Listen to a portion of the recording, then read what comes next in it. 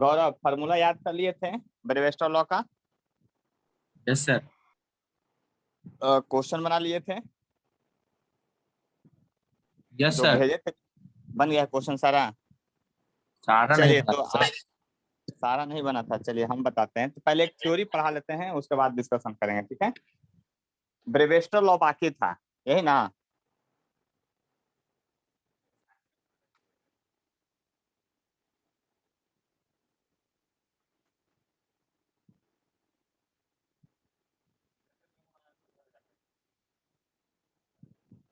देखिए अच्छा ये बताइए, ब्रेवेस्टर लॉ हम लोग पढ़े थे कि नहीं, ये बताइए। No sir. चलिए तो देखिए आगे लिख लिया थी, आगे हेडिंग बनाइए ब्रेवेस्टर लॉ का, उसी का क्वेश्चन है।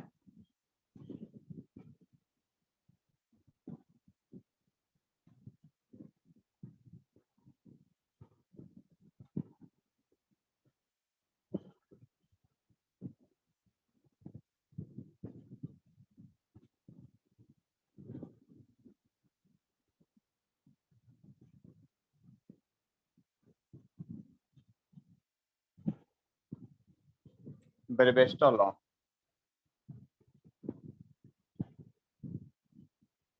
ब्रेवेस्टर्स लॉ।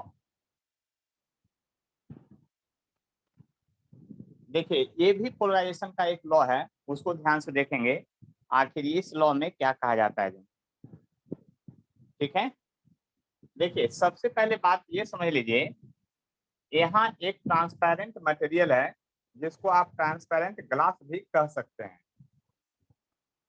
ठीक है, एक है जो ट्रांसपेरेंट मटेरियल, आने की ये फाइबर भी हो सकता है और ग्लास भी हो सकता है, कुछ भी हो सकता है, वो यहाँ पर प्रेजेंट है पहले से। देख लीजिए ध्यान से, जिसका रिफ्रैक्टिव इंडेक्स आपका म्यू है। रिफ्रैक्टिव इंडेक्स क्या है इसका? आपका म्यू है। अब देखिए जरा गौर से समझने की कोशिश कीजिएगा। सलोनी आपके पास आवाज आ रहा है? सलोनी, अगर आवाज नहीं जा रहा होगा तो आप क्या कीजिएगा, मीटिंग ऑफ करके फिर से ज्वाइन कर लीजिएगा, क्योंकि आपका मीटिंग कुछ गड़बड़ दिखा रहा है। चलिए यहाँ देखिए ध्यान से, यहाँ पर जब आप लाइट इंसिडेंट करेंगे तो ये मैं नॉर्मल एक बनाया हूँ, ये ट्रांसपेरेंट मटेरियल पर लाइट इंसिडेंट करवा रहे हैं। जब आप लाइट इंसिडेंट करवाएंगे तो लाइट इस तरह से आएगा और इधर जाने की कोशिश करेगा। देख लीजिए हम रेड से दिखाए हैं, लाइट इंसिडेंट करेगा, आई है इंसिडेंट एंगल, तो आपका रे इधर जाने की कोशिश करेगा, बट रे जो है इधर जा नहीं पाएगा क्योंकि इधर एयर है और ये ग्लास है। तो आप खुद सोचिए,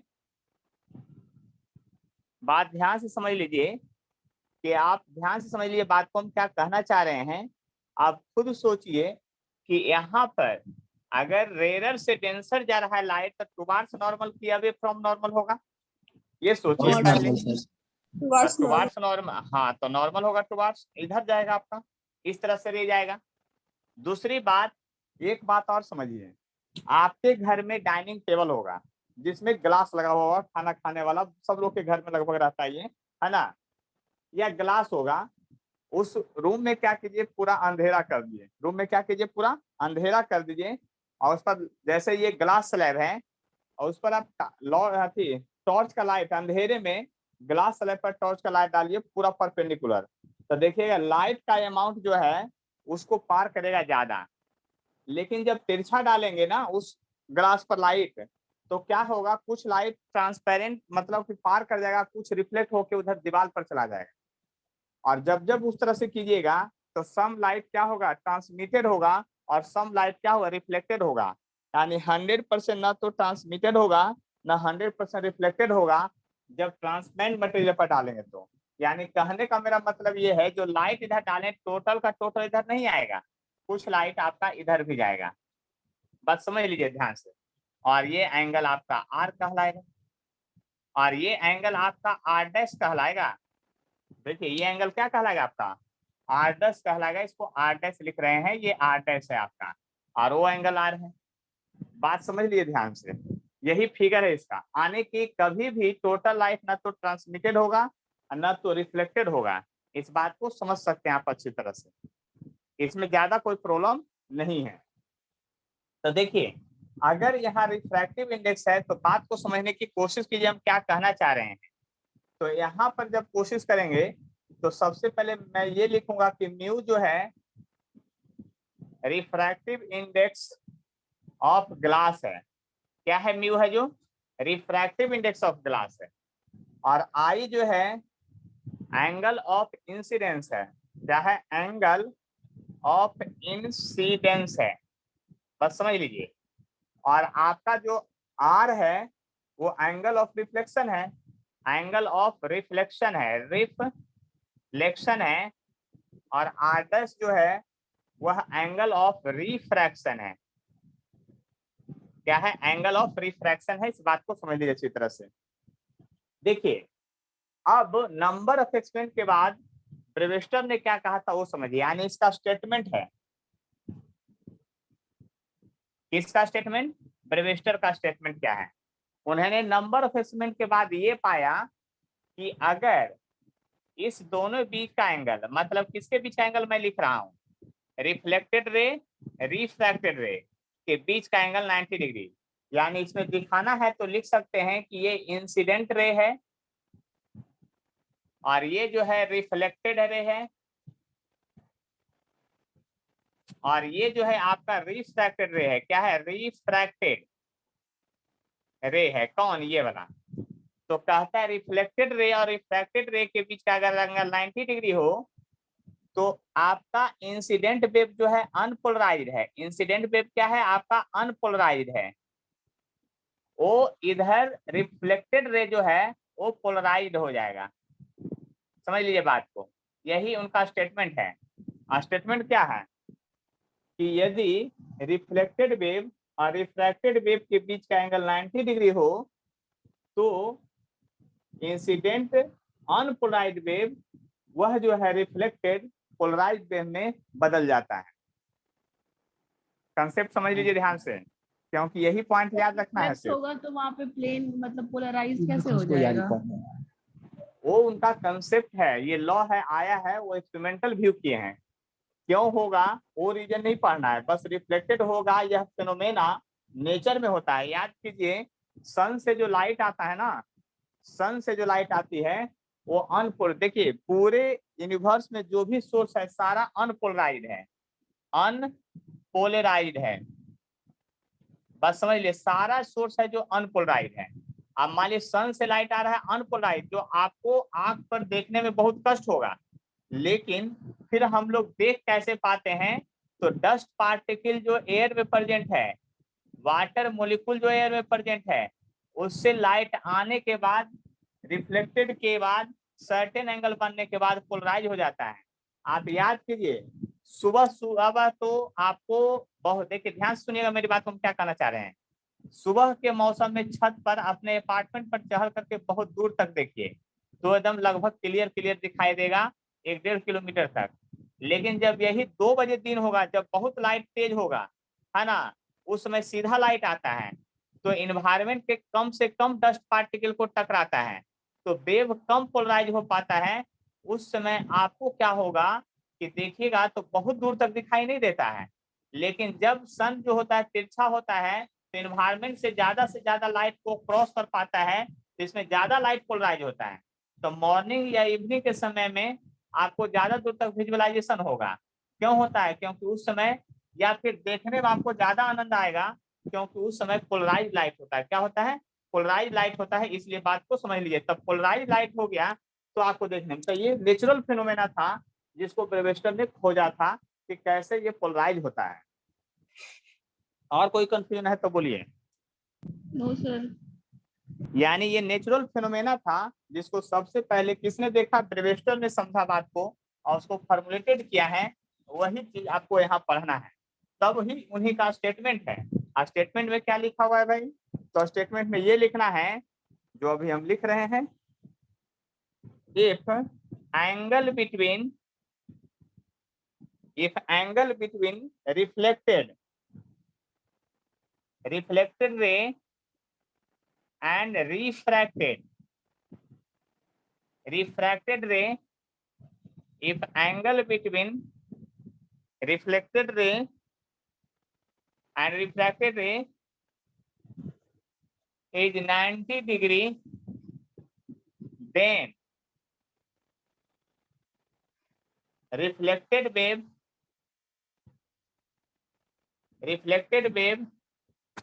becomes polarized या becomes plane polarized या polarized लिखिए, polarized हो जाएगा। तो यह स्टेटमेंट था, लेकिन उसके बाद फ्रॉम फिगर से हम लोग चलेंगे। आप फिगर से चलेंगे तो देखिए this is the straight line normal वाला, तो आपको R 90 और R डैश का वैल्यू 180 डिग्री के बराबर होगा। ये तो बात समझते होंगे आप, कितना होगा 180 डिग्री होगा। देखिए ध्यान से देख लीजिए, और स्ट्रेट लाइन पर जब चलेंगे तो दिस एंगल का सम क्या होगा 180 डिग्री हो जाएगा। तो अब R डैश बराबर आप लिखेंगे 90 माइनस R लिखेंगे, या R डैश बराबर लिखेंगे 90 माइनस I, सिंस I बराबर R होता है लॉ ऑफ रिफ्लेक्शन में, I बराबर होता है। जब इतना समझ में आ गया तो हम लोग क्या लिखेंगे बाय स्नेल्स लॉ लास्ट में, क्योंकि रिफ्रैक्शन हो रहा है तो स्नेल्स लॉ एक बार आना जरूरी है। μ1 sin I equal to μ2 sin R, लेकिन यहाँ R डैश लेंगे क्योंकि R डैश लिए हैं इसको रिफ्रैक्शन एंगल को। μ1 तो 1 है, ये sin I है, और ग्लास म्यू है, और R डैश है जो 90 माइनस I है। देख लीजिए ध्यान से, ये cos I हो गया, तो म्यू बराबर हो गया sin I by cos I, यानी म्यू बराबर tan I। यही आपका है ब्रेविस्टो लॉ। यानी कि याद कर लीजिए, इसको पोलराइजिंग एंगल भी कहते हैं। सम बुक में लिखा रहेगा म्यू बराबर tan IP, लेकिन उससे डरना नहीं है, IP मतलब पोलराइजिंग एंगल, और ये पोलराइज ग्लास पर या रिफ्रैक्शन के कारण आपको रे तभी पोलराइज होगा जब इस फार्मूला को वैलिड होगा। यानी कि आसमान से सन का लाइट आ रहा है और वाटर मोलिक्यूल पर अगर टकरा गया, वाटर के वेपर पर टकरा गया, तो वाटर के वेपर का आप बताइए कि रिफ्रैक्टिवनेस कितना होगा 4/3 होगा।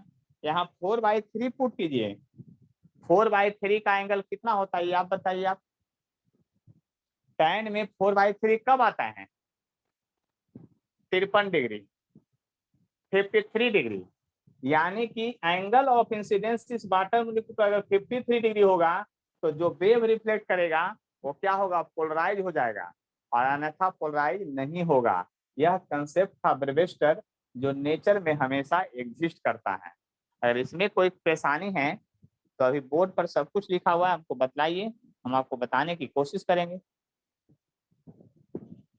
फिर से दोबारा देख लीजिए,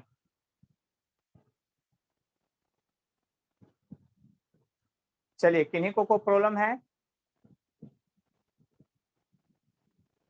एगो अनुषा से जो ज्वाइन है वो बताइए। No sir. नहीं ना है प्रॉब्लम, चलिए तो आगे बढ़े। तो आप लोग को असाइनमेंट भेजे थे, उसका क्वेश्चन बोले हैं पूछने के लिए, तो आप लोग को 2-3 मिनट का टाइम देते हैं, 5 मिनट का टाइम देते हैं। जो जो क्वेश्चन नहीं बना है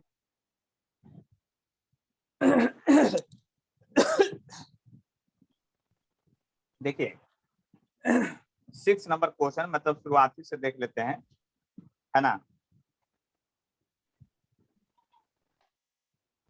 देखिए 6 नंबर क्वेश्चन तो पहले लगता है बताए हैं एक बार, चलिए कोई बात नहीं फिर से बोलते हैं। कहते हैं diffraction pattern due to single slit of with a first minimum observe at an angle of 30 degree. तो 6 नंबर में देखिए ध्यान से डिफ्रैक्शन पैटर्न है ना, तो याद कीजिए डिफ्रैक्शन पैटर्न में आखिर होता क्या है ना। तो डिफ्रैक्शन पैटर्न की अगर बात कीजिएगा तो डिफ्रैक्शन पैटर्न क्या होता है उसको समझने की कोशिश करते हैं।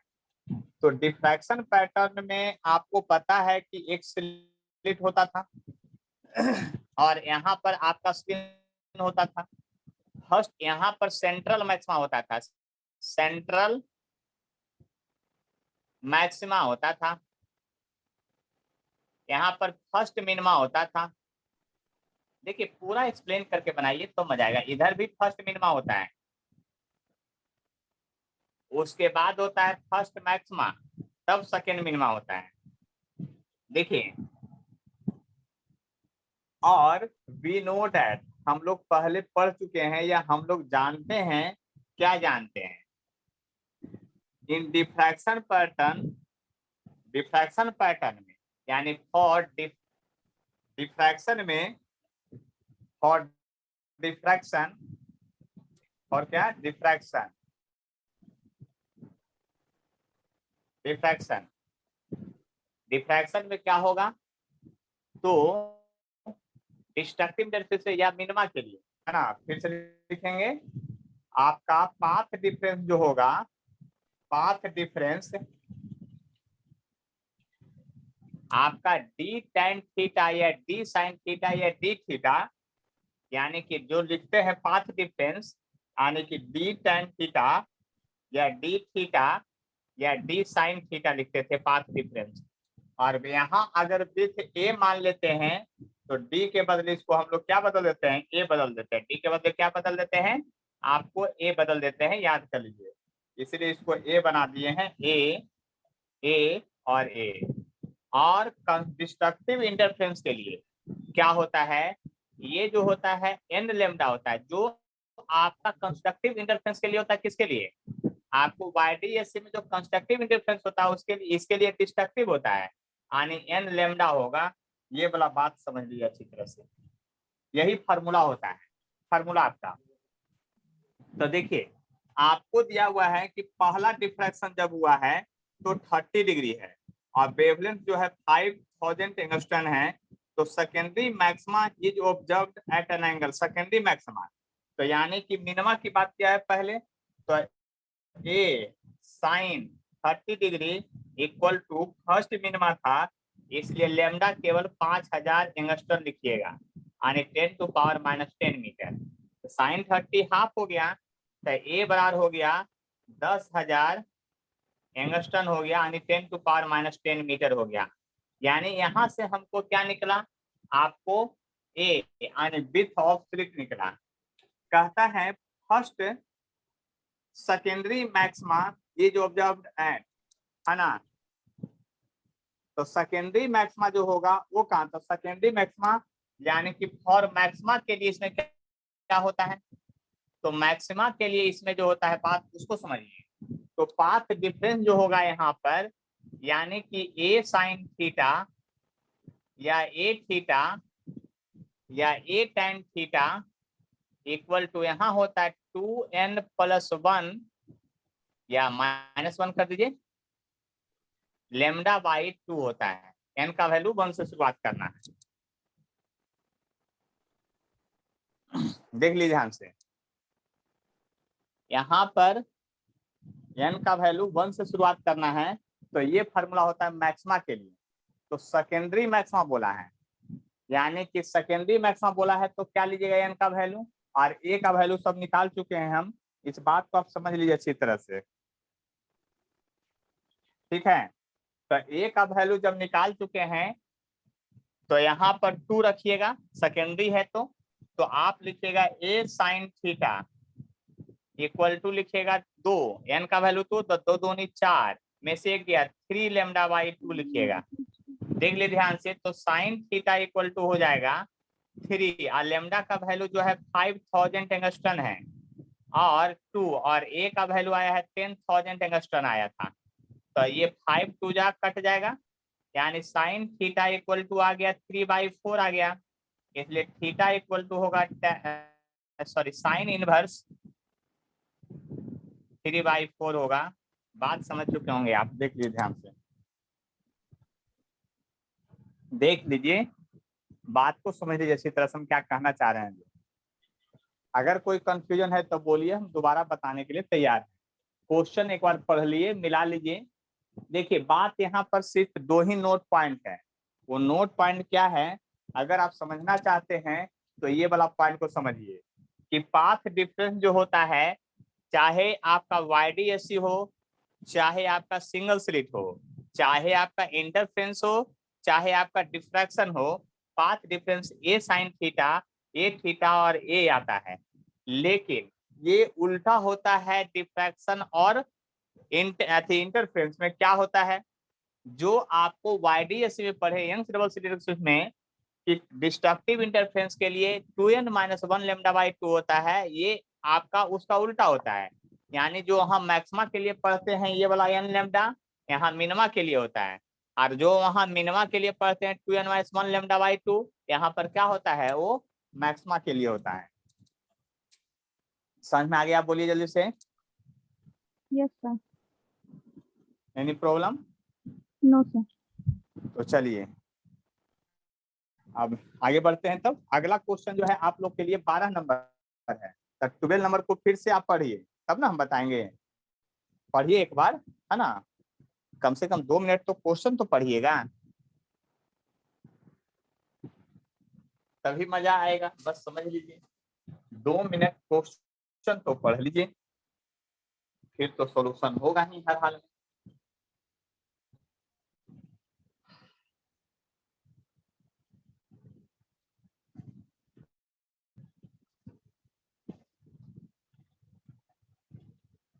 अच्छा, नंबरिंग नहीं मिटा दिए, अच्छा फिर से बोल लें।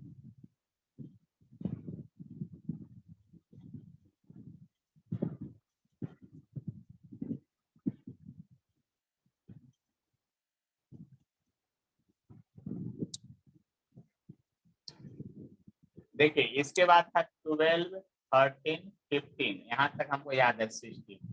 उसके बाद जब बन जाएगा तब फिर आपसे हम पूछेंगे कि आगे क्या करना है। देखिए 12 नंबर में क्या कहता है, beam of light source of wavelength 600 nanometre from a distance source fall on a single slit 1 mm wide, resulting diffraction pattern observed on a screen 2 meter away. The distance between first dark fringe on either side of central bright fringe. तो देखिए यह question में भी बहुत आसानी है, समझ लीजिए बात ध्यान से। क्या क्वेश्चन में कह रहा है, ये सिंगल स्लिट एक्सपेरिमेंट हो रहा है, तो सेंट्रल मैक्सिमा यहाँ बनता है, ये सेंट्रल मैक्सिमा होता है ना, और फर्स्ट मिनिमा यहाँ होता है। फर्स्ट मिनिमा अभी बता रहे थे, उसी का क्वेश्चन यहाँ है, ये इधर भी फर्स्ट मिनिमा होता है। तो ये देखिए एडवांस वाला जो क्वेश्चन पूछा कि सेंट्रल मैक्सिमा के आइदर साइड जो मिनिमा होता है ना, उस दोनों मिनिमा के बीच का दूरी बताइए। तो इस दोनों मिनिमा के बीच की दूरी को कहते हैं सेंट्रल ब्राइट फ्रिंज, और यही सेंट्रल ब्राइट फ्रिंज जो होता है वो बीटा कहलाया था। इसका फॉर्मूला निकाले थे 2 लैम्डा d/a, याद कीजिए, इसी का फॉर्मूला डिराइव हुआ था 2 लैम्डा d/a। तब तो आपका क्वेश्चन फटाफट बन गया, तब तो आपको कुछ करने की जरूरत नहीं, फार्मूला डायरेक्ट पूछ दिया था ये। 2 और लैम्डा का वैल्यू दिया होगा 600 नैनोमीटर, तो 600 इंटू 10⁻⁹, और distance between slit and screen यानी कैपिटल डी दिया हुआ है, वो दिया हुआ है, कितना दिया हुआ है 2 मीटर अवे है, तो 2 दिया हुआ है। आपका विड्थ ऑफ जो स्लिट है 1 mm दिया हुआ है, यानी 10⁻³ दिया हुआ है, ये जाके ऊपर प्लस होगा था 3 और 2 5 जीरो हो जाएगा, 6 दूनी 12 दूनी 24, आगू ने 5 जीरो, इसमें प्लस घटाइएगा तो -4 मीटर में आंसर आएगा। देख लीजिए ध्यान से, आने की बीटा वाला लिखेंगे 2.4 इंटू 10⁻³ मीटर या 2.4 मिलीमीटर। देख लीजिए ध्यान से, 2.4 मिलीमीटर, इस बात को समझ लीजिए अच्छी तरह से। आगे समझ में, बोलिए जल्दी से। आपका ये 12 नंबर जेई एडवांस में क्वेश्चन पूछा हुआ था, उसी का प्रॉब्लम था। अब 13 नंबर क्वेश्चन की बात करते हैं, देखते हैं कि 13 नंबर में क्या है। कहता है yellow light use in a single slit diffraction pattern, इतना yellow light replace by X-ray, then observe pattern with revival. अच्छा, एक बात इसमें समझ लीजिए, ये भी जेई एडवांस का कोर्स,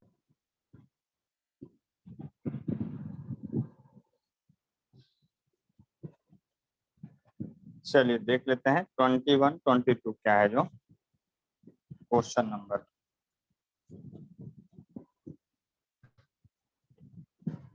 देखिए 21 में है आपका, कहता है unpolarised light of intensity I naught incident on a surface of a block of glass at अच्छा ब्रेविस्टर वाला पढ़ाए थे ब्रेविस्टर एंगल यस सर। तो देखिए ब्रेविस्टर एंगल जब पढ़ा दिए हैं तो कहता है in case of that the following statement is true. कौन सा स्टेटमेंट ट्रू है ये आपको बताना है, ठीक है।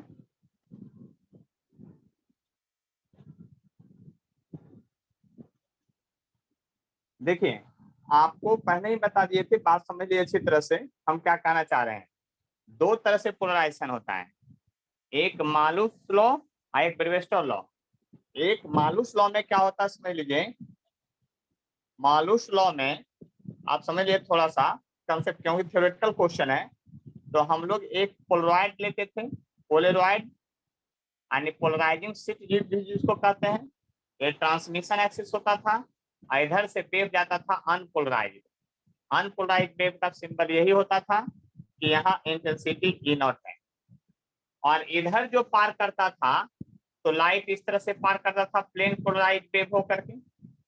और देखिए अगर यहाँ पर एंगल ऐसे ये थीटा दिखाए थे तो इसमें हम ये कहे थे कि अगर इधर इंटेंसिटी आई नॉट है अनपोलराइज्ड वेव का तो मात्र हाफ ही पार करता है, इधर आई नॉट बाई 2 पार करता है पोलराइजिंग शीट। यानी कि अनपोलराइजिंग वेव अगर किसी शीट पर गिरेगा और उधर अगर पोलराइज हो रहा है वेव तो ओनली हाफ इंटेंसिटी उधर होगा, ब्राइटनेस घट जाएगा लेकिन पोलराइज्ड हो जाएगा।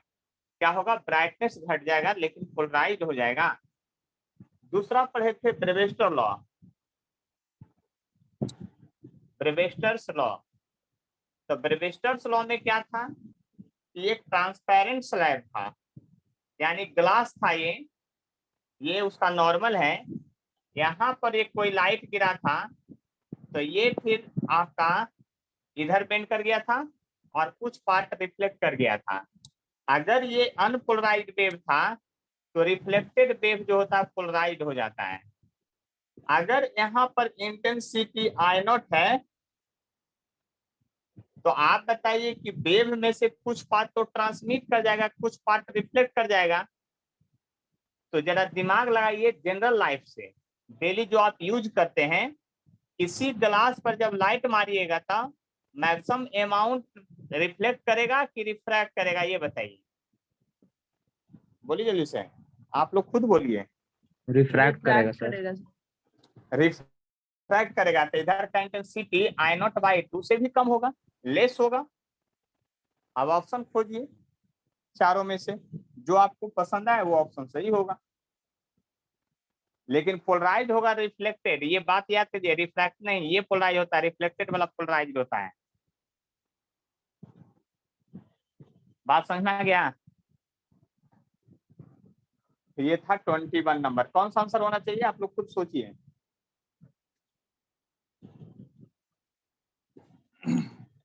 चलिए आप आगे बढ़ते हैं, आगे बढ़ते हैं तो जरा बात ध्यान से समझ लीजिए हम क्या कहना चाह रहे हैं, ठीक है। यहाँ पर जो है 22 में पहले आप लोग को समझ में आ गया कौन सा होना चाहिए, ऑप्शन बोलिए आप लोग।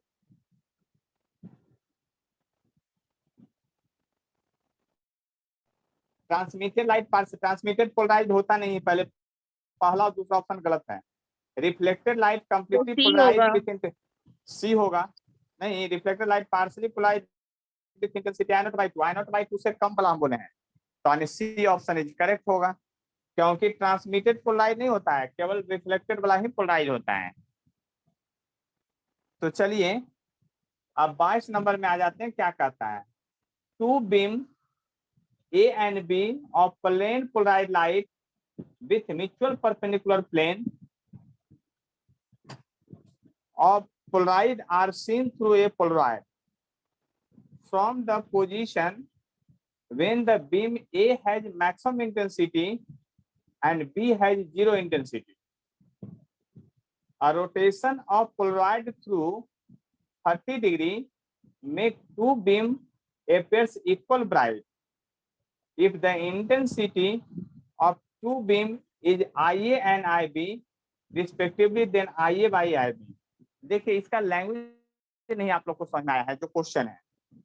देखिए क्वेश्चन में कहता है 2 बीम है A और B, 2 गो लाइट है, 2 लाइट है, जो दोनों लाइट है ना अलग अलग डायरेक्शन से आ रहा है। ये पोलराइज लाइट आ रहा है ऐसे, और एक डायरेक्शन से ऐसे आ रहा है, ये इधर से आ रहा है, दोनों 90 डिग्री पर है। एक प्लेन पोलराइज लाइट ऐसे आ रहा है, देख लीजिए ध्यान से।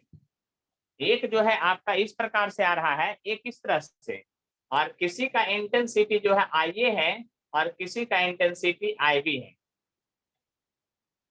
अब बताइए जब पोलराइजिंग शीट रखिएगा किसी भी डायरेक्शन से तो क्या होगा। देखिए बात को समझने की कोशिश कीजिएगा, मैं फिर से इस फेनोमेना को समझा देता हूं। देखिए इस बुक में आपका जो ये लाइन है ना, जहां नंबर लिखा हुआ है सामने में रहता है, ये लाइन है ना, इस लाइन को हम लोग ट्रांसमिटेड लाइन बोल रहे हैं। अब इस ट्रांसमिटेड लाइन में 2 लाइट फोकस कीजिए, 2 लाइट फोकस कीजिए इस पर। एक लाइट ऐसा ऑसिलेट करते हुए जाए, तो बताइए यह लाइट जब इससे टकराएगा तो इसका कितना पार्ट है जो उस पार जाएगा पोलराइज शीट के। Sir I/2, I0/2। एक नहीं, ये पोलराइज लाइट था, अनपोलराइज नहीं था। ये देख रहे ना, ये इस तरह से ऑसिलेट होते जा रहा है और यहाँ टकराएगा तो इसका कोई भी पार्ट नहीं जाएगा, क्योंकि थ्योरी को याद कीजिए, हम बोले थे जो उसके पैरेलल रहेगा वही पार करेगा। थ्योरी में यही था ना कि इसका जो कंपोनेंट इसके अलोंग होगा, ट्रांसमिटेड लाइन के अलोंग होगा, वही सिर्फ पोलराइज होता है। याद कीजिए, इसका जितना पार्ट इसके अलोंग वही पोलराइज, जो इधर जाएगा ऑसिलेट होते वही पार करता है, परपेंडिकुलर वाला रुक जाता है। ये कंसेप्ट जो है थ्योरी में सिखाए थे। इसका मतलब ये हुआ कि यदि ये पोलराइजिंग शीट है और इसका ट्रांसमिटेड लाइन ये वाला है, तो इसके अलोंग जो लाइट ऑसिलेट करते जाएगा वो सीधा पार कर जाएगा, और इसके अलोंग जो परपेंडिकुलर में ऑसिलेट करते जाएगा उस पर कुछ भी पार नहीं करेगा। इतना बात पहले समझ में आ गया। Yes sir. तो अब आगे देखिए, अब हम इधर से अनपोलराइज्ड वेव नहीं डाल रहे हैं ऐसा वाला, हम डाल रहे हैं ऐसा वाला वेव। देखिए पोलराइजिंग शीट वाला डाल रहा है, क्वेश्चन थोड़ा बदला है। अनपोलराइज्ड वेव डालता सीधे इंटेंसिटी उधर I0/2 जाता, क्योंकि अनपोलराइज्ड वेव में क्या होता है, कुछ लाइट इधर होता है, कुछ लाइट इधर होता है, कुछ बीच में होता है, तो एवरेज में I0/2 चला जाता है। लेकिन जब पोलराइजिंग डालिएगा ना तो उसके सामने जो रहेगा, तो I0 अगर इंटेंसिटी है तो उधर I0 पार कर जाएगा, और अगर परपेंडिकुलर में आया तो कुछ नहीं पार करेगा।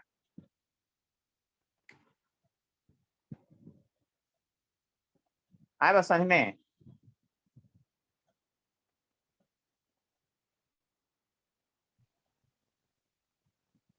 तो बोलिए कंपोनेंट होगा। कंपोनेंट कब होगा, इसी के अलोंग है तो कंपोनेंट क्यों होगा, तो सीधा पार कर जाएगा। तिरछा रहता तब ना कंपोनेंट होता। सर दूसरा वाला कंपोनेंट कौन दूसरा वाले में, जो ऐसे परपेंडिकुलर जा रहा था। तो परपेंडिकुलर का कंपोनेंट बताइए, इसके अलोंग कितना जाएगा, वेक्टर या मैथ से लगाइए। जो कंपोनेंट बाई के अलोंग होता है उसका एक्स में वैल्यू 0 होता है, और जो एक्स में होता है उसका बाई में कंपोनेंट 0 होता है, क्योंकि cos 90 0 होता है कंपोनेंट लेने के बाद। समझ गए ना, तो उधर जाएगा नहीं। इसका मतलब 2 बीम डाले, 2 टॉर्च का लाइट है, एक टॉर्च का लाइट है जो ऐसे ऑसिलेट करते जा रहा है जिसका कुछ भी पार्ट नहीं पार करेगा, और एक टॉर्च का लाइट है ऐसे ऑसिलेट कर जाता है जिसका 100% पार कर जाएगा। तो क्वेश्चन में वही लिखा है, 2 बीम A और B of plane polarised light, unpolarised नहीं दिया है, with mutually perpendicular plane of polarising sheet are seen through a polaroid from the position when beam A has maximum intensity. यानी कि पहले जो है A हैज मैक्सिमम इंटेंसिटी, इसका मतलब पोलराइजिंग का जो ट्रांसमिशन लाइन था, ये वाला जो ट्रांसमिशन लाइन है उसको मैं रेड से दिखा रहा हूं, वो पहले अवस्था में ऐसे था। अगर ये ऐसे था तो इस तरफ I/A का मैक्सिमम इंटेंसिटी जो था वो टोटल का टोटल पार कर गया होता है। देख लीजिए ध्यान से, ट्रांसमिटेड लाइन उस तरह से है तो इसका तो कोई पार्ट नहीं पार करेगा। अब देखिए फिर क्या कहता है, और देखिए लिख रहा है B has 0 intensity, B has 0 intensity लिख रहा है क्वेश्चन में, इसका मतलब B का कोई पार्ट नहीं पार करेगा क्योंकि B ऐसे जा रहा होगा। अब फिर कहता है rotation of Polaroid through 30 degree. Polaroid को थोड़ा रोटेट किए हैं 30 डिग्री से, यानी पोलराइड, जो पोलराइड था इसको रोटेट कर दिए 30 डिग्री से। जब रोटेट कर दिए 30 डिग्री से, पोलराइड को रोटेट किए 30 डिग्री, इसको रोटेट किए 30 डिग्री से। पोलराइड को, जब पोलराइड को 30 डिग्री से रोटेट किए तो क्या घटना घटित होगी? जब पोलराइड को 30 डिग्री से आप रोटेट किए तो क्या घटना घटित होगी? आप सोच लीजिए, जैसे अब यही था, ये लाइट ऐसे जा रहा था, अब ये लाइट ऐसा ही जा रहा है, लाइट में कोई खराबी नहीं आया, ये पोलराइड ही झुक गया ऐसे। अब तो ये टकराएगा, तो टकराएगा तो ए से ये कितना एंगल बना लिया ये बताइए अब आप। 30 30 ये डिग्री सर। 30 डिग्री। अब बी से, अब बी से,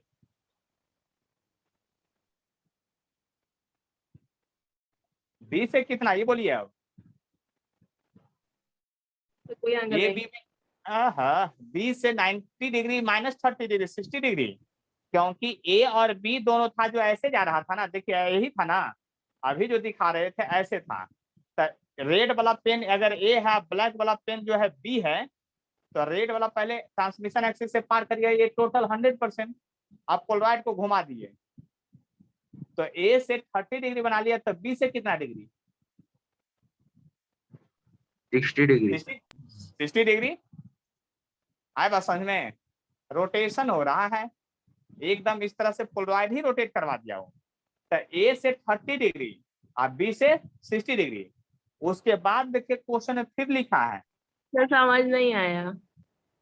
समझ नहीं आया तो एंगल में देखिए, अब दो पेन में ये कितना एंगल है आप ये बताइए। अब इस दोनों पेन में कितना एंगल है ये बताइए। सर 90 डिग्री है ना? Very good. अब 90 डिग्री है, तो अब देखिए जब 90 डिग्री है और पहले जो पोलराइड था ना वो रेड वाला, वो ऐसे था। अब उसको, पहला पोलराइड था जो पहले ए के तरफ था, वो अब पोलराइड को घुमा दिए, ब्लैक पेन है जो पोलराइड का एक्सिस है, इससे 30 डिग्री, तब रेड से कितना एंगल बनाएगा ये बताइए। क्योंकि आप पोलराइड को घुमाए हैं, लाइट जैसे जा रहा था, दो फोकस था, एक टॉर्च इधर से जा रहा था, एक टॉर्च का लाइट इधर से, तो एक टॉर्च का लाइट का ऐसे फोकस जा रहा था, एक टॉर्च का लाइट ऐसे फोकस जा रहा था। आप पोलराइड यहाँ लगा हुआ था ए के पैरेलल, तो टोटल लाइट उसका पार कर गया। अब इस पोलराइड को ही घुमा दिए 30 डिग्री से, तो ए के साथ 30 डिग्री एंगल बनाए रह गया, लेकिन बी से कितना एंगल हो गया 60। देख लीजिए 60 डिग्री। और उसके बाद कहता है ना कि अब जो इधर लाइट आएगा, ए के चलते जो इंटेंसिटी इधर पार करेगा, तो बी का भी तो कुछ इंटेंसिटी अब पार करेगा, और वह दोनों इक्वल होगा, ऐसा क्वेश्चन में लिखा है। नीट में 2011 के बाद 5 बार क्वेश्चन पूछा है इस पोलराइड से। क्वेश्चन में उलट के देखिएगा, और ये बस एक वो फार्मूला पर क्वेश्चन बनता है, इसीलिए ये इतना पूछता है कि इसमें थोड़ा सा मैथ वाला ज्योमेट्री घुसाते रहता है, घुमाते रहता है, और ऐसा कोई बात नहीं है। और जब इधर से 60 डिग्री हो गया तो अकॉर्डिंग टू क्वेश्चन, प्रश्न के अनुसार जो इंटेंसिटी उधर पार किया, आई ए का डैश इंटेंसिटी पार किया होगा, आई बी का भी डैश इंटेंसिटी पार किया होगा, लेकिन वह दोनों इक्वल है ऐसा क्वेश्चन में कहा है कि दोनों इंटेंसिटी इक्वल है। अब देखिए इसमें एक लॉ आया था, आई बराबर आई नॉट कॉस स्क्वायर फाई आया था, याद कीजिए। ये फार्मूला कब लगाना था ये बात सोचिए। अब पिछला क्लास में बोले थे थ्योरी अच्छे से याद करके रखिएगा, ये फार्मूला कब लगाना है ये सोचना पड़ेगा। ये फार्मूला कब लगाना है, ये फार्मूला जानते कब लगता है? ये पहला बार में नहीं लगता है। पहला बार में अगर अनपोलराइज्ड वेव आया, इस पर गिर गया, इधर I0/2 इंटेंसिटी पार कर गया, यहाँ पर ये फार्मूला नहीं काम करता है। फार्मूला कब काम करता है? जब पोलराइजिंग लाइट आएगा, फिर पोलराइजिंग शीट पर गिरेगा, कितना एंगल पर गिरेगा वो वर्क करता है। यानी ये फार्मूला में क्या है, अगर I0 इंटेंसिटी पोलराइजिंग शीट पर आया कितना डिग्री पर गिरा, तो उस पार जो लाइट जाएगा उसका फॉर्मूला है। लेकिन आई नॉट क्या है, इंटेंसिटी ऑफ पोलराइज्ड वेव है, अनपोलराइज्ड वेव यहाँ पर नहीं है। ये यहाँ पर I equal to I nought cos theta जो है इंटेंसिटी ऑफ पोलराइज्ड वेव है। तो इसका मतलब क्या हुआ कि इसका इंटेंसिटी अभी कितना है, जो इधर से आ रहा था, क्वेश्चन में दिया है कि उसका इंटेंसिटी इंसिडेंट वाला जो पोलराइजिंग लाइट है उसका इंटेंसिटी IA है, और ये जो इस पर गिरा अब 30 डिग्री के एंगल के साथ गिरा, तो cos स्क्वायर 30 डिग्री होगा। और IB का जो इंटेंसिटी है अभी जो गिरा यहाँ पर वो IB है, और इसके साथ ये एंगल अब बना लिया 60 डिग्री, cos स्क्वायर 60 डिग्री। आपको IA बाई IB का रेशियो पूछ रहा था, तो cos स्क्वायर 30 डिग्री, cos का वैल्यू होता है √3/2, और स्क्वायर कीजिएगा तो 3/2 आ जाएगा। ये होता है, नीचे आ जाएगा, सॉरी उल्टा लगता लिखा गया है, क्योंकि ये वाला एंगल नीचे चला जाएगा ना। लिख देते हैं cos स्क्वायर 30 डिग्री और cos स्क्वायर 60 डिग्री, तो ये हो जाएगा cos 60 होता है 1/2, तो ये हो जाएगा 1/4 स्क्वायर कीजिएगा तो ये √3/2, तो 3/4 हो जाएगा, यानी 1/3 आपका आंसर आ जाएगा। सर बेहद डेंजरस क्वेश्चन ही तो पूछा था नहीं। फिर से बात को समझ लीजिए अच्छी तरह से, फिर एक क्वेश्चन मैं दूंगा, मेरा क्वेश्चन है उसको दिमाग लगाइएगा, तब देखते हैं कि आप कितना सोच पाए हैं अभी इसमें, है ना। मेरा बहुत भयानक क्वेश्चन नहीं होगा, बहुत सिंपल क्वेश्चन होगा, ठीक है। आपको ग्राफ बना के दिखाना है, दिमाग लगाना है। देखिए जब तक आप देखिए इसीलिए कहते हैं ना कि फिजिक्स में सबसे पहले फार्मूला थ्योरी याद किया जाता है, क्वेश्चन नहीं पहले बनाया जाता है, कंसेप्ट को पकड़ा जाता है। देखिए यहाँ ध्यान से, यहाँ पर जो है ना एक आपका पोलराइज्ड वेव है, ये पोलराइज्ड वेव आ रहा है, ठीक है। कौन वेव है, ये पोलराइज्ड वेव है जिसका इंटेंसिटी I0 है। यहाँ पर एक पोलराइजिंग शीट है ना। ये जो पोलराइजिंग शीट है, ये पोलराइजिंग शीट आगे लगा दिए हैं ऐसे, इसके ट्रांसमिशन एक्सिस से ये थीटा एंगल बना रहा है या नहीं बना रहा है पता नहीं है। ये पोलराइजिंग शीट को घुमाने लगे, ये पोलराइजिंग शीट को ही घुमाने लगे, और 360 डिग्री से घुमा दिए। कितना से घुमा दिए, 360 डिग्री से पोलराइजिंग शीट को नचा दिए। तो इधर इंटेंसिटी जो आएगा ना, इधर इंटेंसिटी ट्रांसमिटेड होगा कुछ ना कुछ। जब इसको घुमाएंगे, जैसे लाइट को फिक्स कर दिए, सिट्टे को घुमाने लगेंगे, तो इधर कुछ जो इंटेंसिटी आएगा वो कांस्टेंट होगा कि वेरिएबल होगा, पहले ये बताइए। देखिए मैं फिर से क्वेश्चन समझा रहा हूँ। ये लाइट बीम है, रेड वाला जो पेन है ना, ये लाइट बीम का इंटेंसिटी है, जो पोलराइजिंग शीट का इंटेंसिटी ऐसे है I0 है, और ये पोलराइजिंग शीट का जो है आपका क्या है, ट्रांसमिशन लाइन है। अब बताइए ये लाइट इसके अलोंग जाके टकराएगा तो उस पर इंटेंसिटी क्या जाएगा, टोटल का टोटल पार कर जाएगा, और अगर परपेंडिकुलर जाएगा तो 0 पार करेगा, पारे नहीं करेगा, क्योंकि cos 90 0 होता है। अब बताइए ये लाइट बीम का जो टॉर्च ऑफ लाइट बीम है ना, उसको फिक्स कर दिए किसी डायरेक्शन में।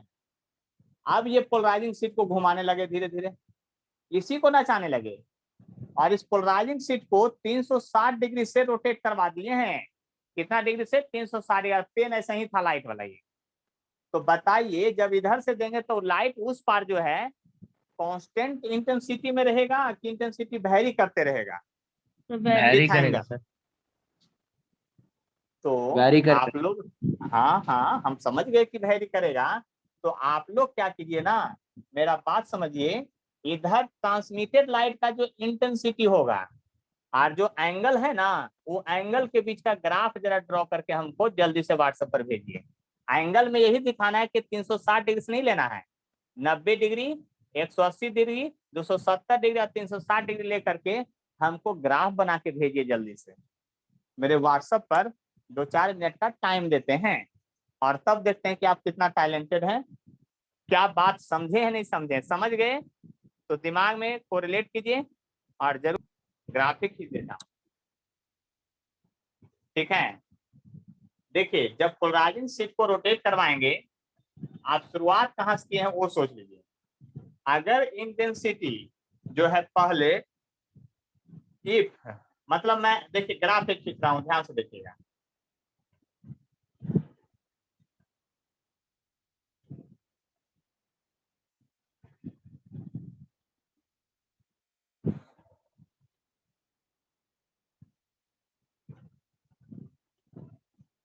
ये 0 डिग्री है,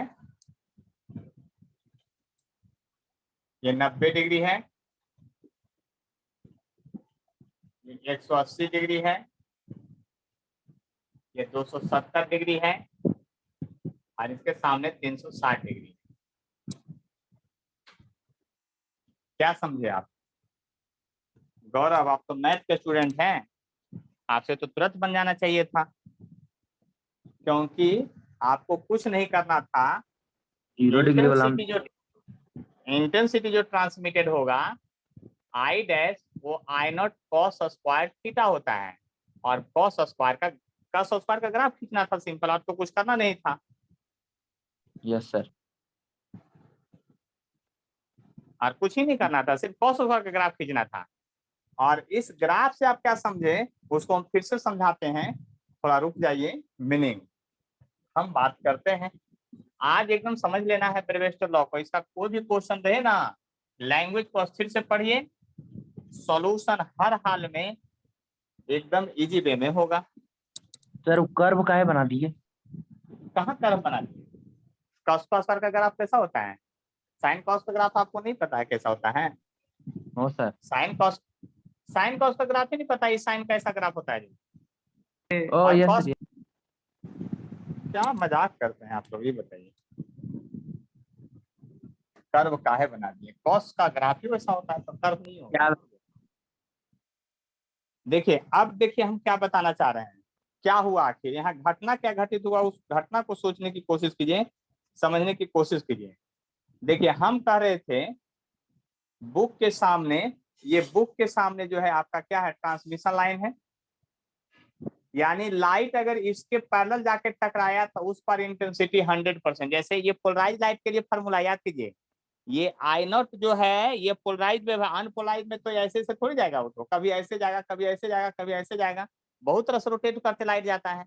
तो पोलराइजिंग बीम में अगर लाइट का इंटेंसिटी आई नॉट इस तरह से इस पर जा करके इंसिडेंट किया इसके ट्रांसमिशन एक्सिस के पैरेलल यानी 0 डिग्री पर, तो उस पर इंटेंसिटी मैक्सिमम हुआ। अब पोलराइजिंग शीट को धीरे धीरे रोटेट करवाने लगी ऐसे, जैसे ही रोटेट करवाते करवाते करवाते करवाते 90 डिग्री रोटेट करवा दीजिएगा तो अब उस पर लाइट जाना बंद हो जाएगा, क्योंकि आपका परपेंडिकुलर का यानी बाई एक्सिस में अगर ये पोलराइजिंग शीट का लाइट था और ये हो गया इसका ट्रांसमिशन एक्शन एक्स एक्सिस के अलॉन्ग, तो इसका कोई कंपोनेंट इसके अलॉन्ग नहीं जाएगा, इसलिए उधर लाइट पार ही नहीं करेगा। अब सोच लीजिए, तो वहां 0 हो गया, तो वही 90 डिग्री पर इंटेंसिटी घट के 0 हो गया, क्योंकि इधर इंटेंसिटी आई जो था वो इंटेंसिटी आई था, यहाँ पर इंटेंसिटी आई नॉट था। अब यहाँ पर इंटेंसिटी 0 हो गया, अब 0 इंटेंसिटी हो गया यहाँ पर, ऐसे देख लीजिए यहाँ पर ऐसे 0 इंटेंसिटी हो गया, क्योंकि ट्रांसमिशन लाइन ये था और आपका लाइट का ये था। फिर से आप ऐसे कीजिएगा, जैसा ही 90 से फिर 180 डिग्री पर आ गया, उलट गया ये, तो ट्रांसमिशन एक्सिस फिर इस लाइट के पैरेलल आ गया, तब पैरेलल आ गया तो फिर से मैक्सिमम हो गया। और कॉस का 180 पर वैल्यू -1 होता है, उसको स्क्वायर कीजिएगा तो +1 हो जाएगा, मैक्सिमम हो गया। फिर से घुमाइएगा तो 270 डिग्री पर आ जाएगा, फिर से आपका 270 कॉस 0 डिग्री 0 होता है, आपका इंटेंसिटी भी 0 हो जाएगा।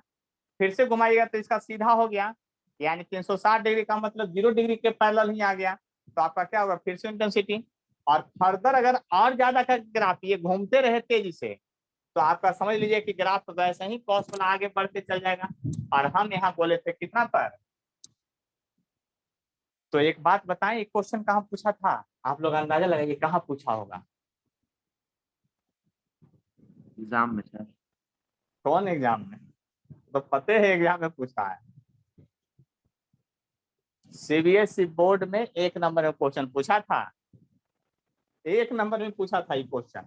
आप क्वेश्चन बैंक कर देंगे तो आपको मिल जाएगा कि कितना में ये को आते हैं, आपका क्वेश्चन बैंक में एक दिया हुआ रहेगा।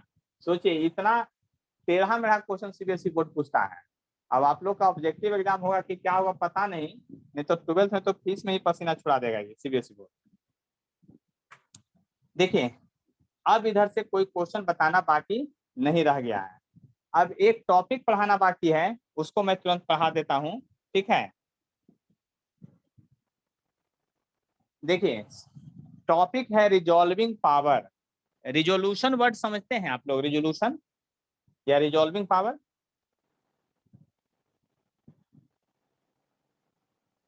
बोलिए, रिजोल्यूशन या रिजॉल्विंग पावर आप समझते हैं आप लोग? रिजोल्यूशन वर्ड समझते हैं, कभी सुने हैं कहीं रिजोल्यूशन? बताइए कहीं यूज करते हुए, लिखा हुआ या किसी के बोलते हुए सुने हैं कि रेजोल्यूशन अच्छा है खराब है? Yes sir. कहाँ सुने हैं? जनरली मोबाइल या कंप्यूटर में हाँ, कितने अब पिक्सल उसको से समझ बनता में आया है, कि शायद उसे कहते हैं। हाँ रेजोल्यूशन से स्टिल नहीं, एक्चुअली इसको कैमरे से रिलेटेड है ना, मेनली होता है रेजोल्यूशन। देखिए रेजोल्यूशन वर्ड का मतलब क्या होता है? रिजॉल्विंग पावर, यही पढ़ना है हम लोग को अगला टॉपिक। रिजॉल्विंग पावर एनसीईआरटी में दिया हुआ है, मैं उसको समझाने की कोशिश कर रहा हूँ। रिजॉल्विंग पावर जो होता है ऑप्टिकल इंस्ट्रूमेंट की बात होती है। किसकी बात होती है? ऑप्टिकल इंस्ट्रूमेंट की बात होती है। यानी कि ये क्या कहता है, तो इसका सिंपल सा डिफिनेशन है the ability of optical the ability of optical instrument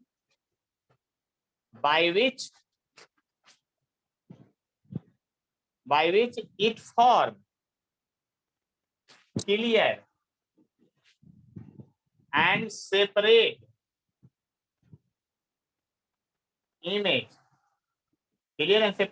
image of two closely placed point object। देखिए इसका मतलब सीधा सीधा तो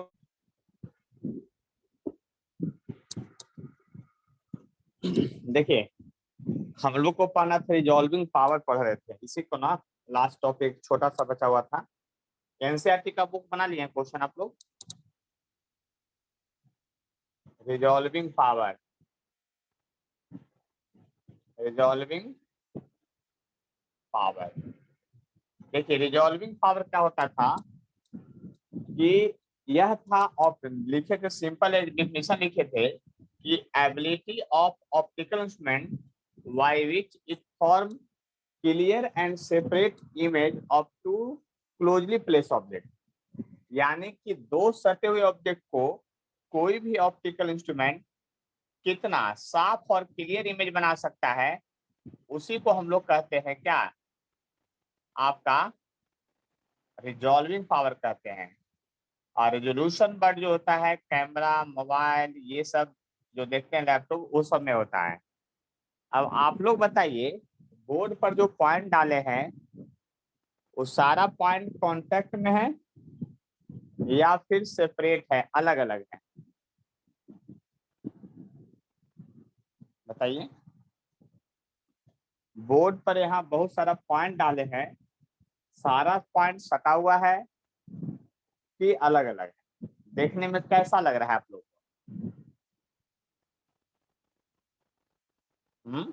सर अलग देखने में अलग। देखने में अलग अलग लग रहा है, ठीक है।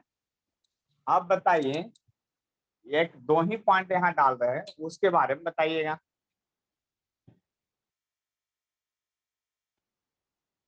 ये दोनों सटा हुआ है कि अलग अलग है? सर अच्छे से अगला जो नहीं दिख पॉइंट रहा। डाल अच्छे से नहीं दिख रहा है, इसका मतलब अलग अलग है? नहीं। हेलो, हाँ हाँ,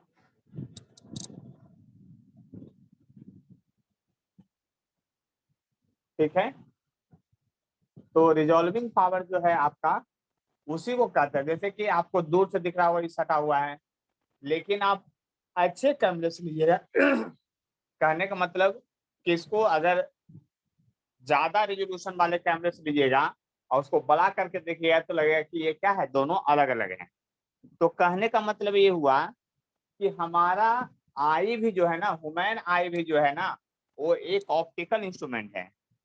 यानी कि हमारा आई, जो हम लोग का आई है, आंख है, वह दो पॉइंट को सेपरेट तभी कर पाता है जब दोनों पॉइंट से एंगल जो गिरे हमारे आई पर, वह हर हाल में 1 मिनट से कम होना, 1 मिनट से बड़ा होना चाहिए। क्या होना चाहिए आपका? 1 मिनट से बड़ा होना चाहिए। बात समझ लीजिए, बात को हम क्या कहना चाह रहे हैं। 1 मिनट से बड़ा होगा मतलब लिमिट ऑफ रेजोल्यूशन यही है आपका। अगर 1 मिनट से छोटा एंगल बन जाएगा तो हम लोग का आई जो है क्या है, इसको आपका रिजोल्व नहीं कर पाएगा।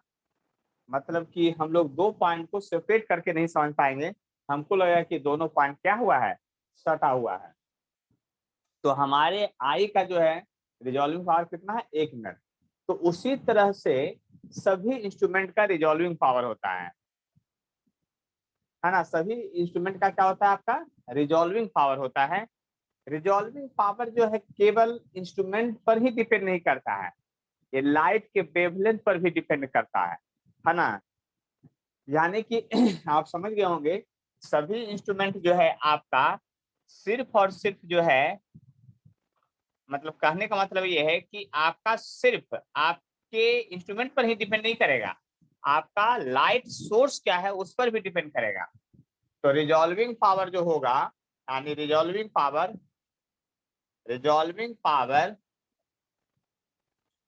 इज इनवर्सली प्रोपोर्शनल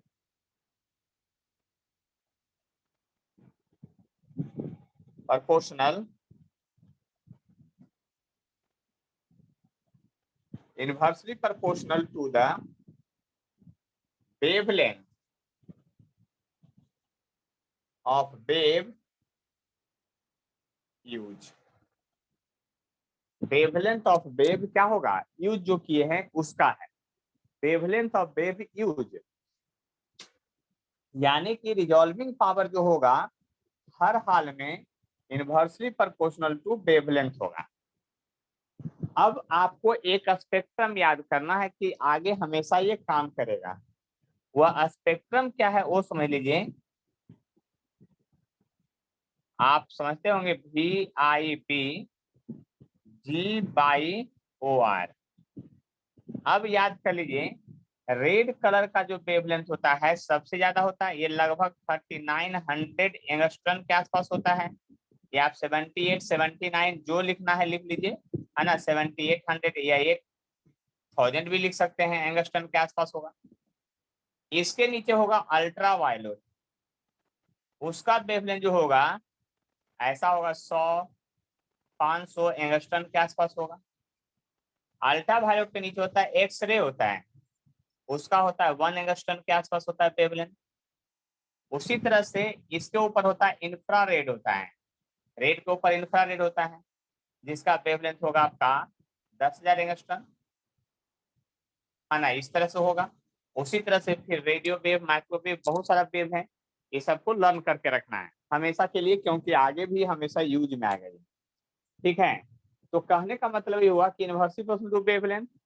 तो आप लोग बताइए किस कलर में, मतलब कि हम लोग सिर्फ विजुअल लाइट का रेंज यहीं तक देख सकते हैं, तो किस कलर में रिजॉल्विंग पावर सबसे अच्छा होगा, कैमरे का या मोबाइल का, जो आप जानना चाहते हैं बताइए।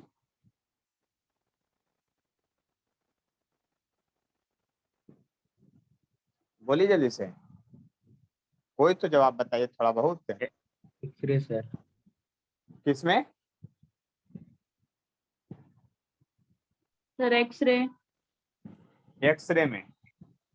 लेकिन एक्सरे का तो समझ लीजिए उसके नीचे भी आ रहे हैं, तो ये तो बहुत डेंजरस रहे। हम विजुअल रीजन में आप बात कीजिए तो ब्लू, इंडिगो या वायलेट कलर में, ये सब का वेवलेंथ छोटा है।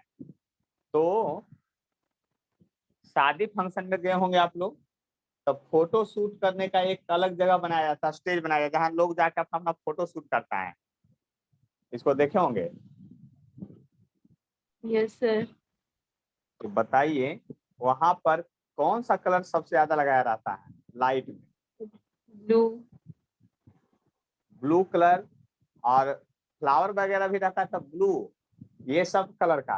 रेड ज्यादा नहीं, रेड एक आध जगह दिया जाता है, वो भी बहुत कम, रेड नहीं लगाया जाता। क्यों? क्योंकि आपका सेम कैमरा जो है रेड में उसका विजिबिलिटी घट जाएगा, और ब्लू या वायलेट इंडिगो ये सब कलर में विजिबिलिटी बढ़ जाएगा, यानी कि अच्छा फोटो आएगा। इसलिए देखिएगा स्टूडियो वगैरह में ब्लू वाला पर्दा लगा रहता है पीछे, देखते हैं ना फोटो खिंचाने जाते हैं तो। उसका रीजन यही है कि सेम कैमरे का रिजॉल्विंग पावर बढ़ गया आपका।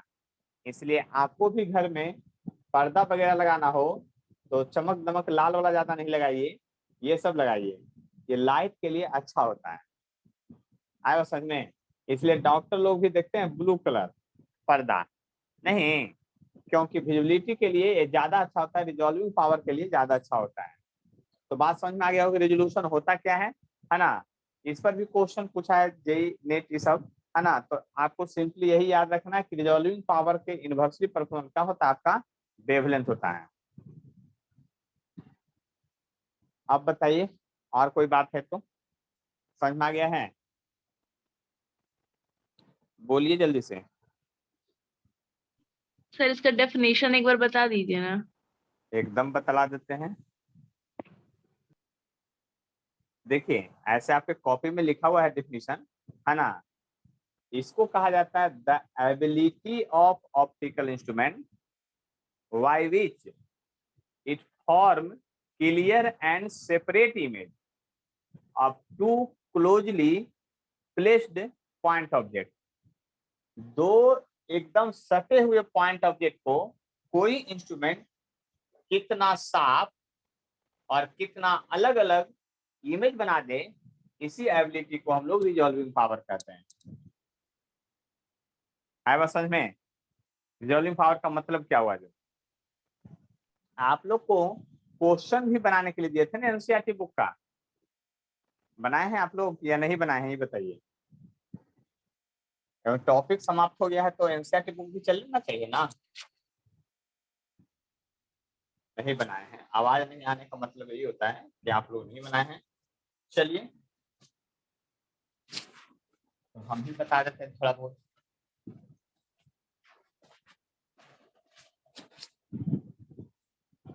देखिए अब इसके बाद समझिएगा बात को अच्छी तरह से, हम क्या कहना चाह रहे हैं। जो एक छोटा सा टर्म और है, वो फ्रेक्शनल डिस्टेंस एक लिखा है एनसीईआरटी टॉपिक में। फ्रेक्शनल डिस्टेंस, फ्रेक्शनल डिस्टेंस को जेडएफ से डिनोट करता है ना? किससे? जेडएफ से।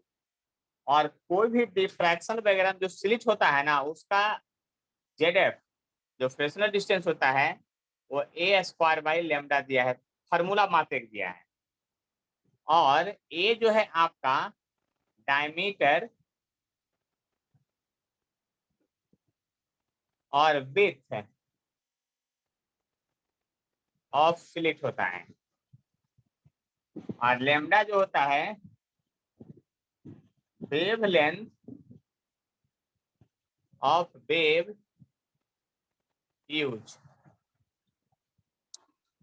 ये फार्मूला एक जगह दिया हुआ है, मात्र एक छोटा सा फार्मूला है। तो आप लोग बताइए एनसीईआरटी का क्वेश्चन अभी बनाना है या फिर बाद में पूछना है? जैसा बोलिए जल्दी से। क्या बोले सर? बोल रहे हैं कि एनसीईआरटी का प्रॉब्लम जो है अभी बनाना है या बाद में बनाना है? अभी एनसीईआरटी बनाए नहीं थे सर। नहीं बनाए हैं तो हम बता देते हैं कौन कौन बनाना है, जो है ना? निकालिए एनसीईआरटी बुक।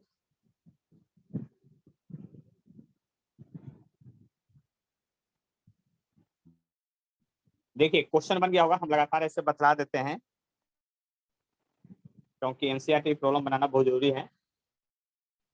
देखिए थर्ड नंबर प्रॉब्लम जो था उसको देखिएगा, तीसरा नंबर, पेज नंबर आप लोग को मिल ही गया होगा, पेज नंबर भी नहीं मिला है। देखिए 10.3 नंबर है क्वेश्चन जो है आपका एनसीईआरटी बुक से, refractive index of glass 1.5, speed of light of glass. देखिए ये तो सिंपल है, बन गया होगा। कहता है एक ग्लास है जिसका रिफ्रैक्टिव इंडेक्स दिया हुआ है और वो म्यू जो है 1.5 है। कहता है इस ग्लास के अंदर स्पीड ऑफ लाइट क्या है ये बताइए। तो आप म्यू बराबर जानते थे C/V ग्लास, याद कर लीजिए, इसलिए V ग्लास बराबर होगा C/म्यू, यानी कि 3 गुने 10⁸ और डिवाइड बाई 1.5 यानी वेलोसिटी इन ग्लास जो होगा 2 × 10⁸ मीटर पर सेकेंड होगा लाइट का। फिर देखिए क्वेश्चन कर रहा है is the speed of light in glass independent of colour. कहता है ग्लास ऑफ लाइट क्या है, इंडिपेंडेंट ऑफ कलर है। If not which of the two red and violet travel slower in glass frame. कौन जो है इसमें आपको स्लोवर तय करेगा ये बताना है। तो आपको पता है रिफ्रैक्टिव इंडेक्स का, रिफ्रैक्टिव इंडेक्स हम लोग पिछले चैप्टर में पढ़े हैं कि रिफ्रैक्टिव इंडेक्स जो है ना वेवलेंथ के क्या है, आपका इन्वर्सली प्रोपोर्शनल होता है वेवलेंथ ऑफ वेव का, यानी वेव के जो वेवलेंथ है उसके इन्वर्सली प्रोपोर्शनल होता है। अब आप बताइए कि वेवलेंथ किस कलर का ज्यादा होता है, अभी हम बोले थे रेड का ज्यादा होता है, उसका म्यू कम होगा, उसका म्यू कम होगा तो उसका क्या होगा, आपका देख लिए ध्यान से, वेवलेंथ जो है रेड का सबसे ज्यादा होता है इन्वर्सली प्रोपोर्शनल, तो रिफ्रैक्टिवनेस कम और रिफ्रैक्टिव इंडेक्स कम, तो वेलोसिटी क्या होगा आपका, देख लीजिए क्या होगा, ज्यादा। तो इस तरह से बात को आप समझ सकते हैं। अब इसके बाद जो है आपका एक और क्वेश्चन है 10.4 का है। कहता है in Young's double slit experiment are separated by 0.2 millimeter and screened 1.4 meter. The space between the central bright fringe and fourth bright fringe is measured to 1.7। यानी फिर से आपका याद तरोताजा हो जाएगा, देख लिए ध्यान से।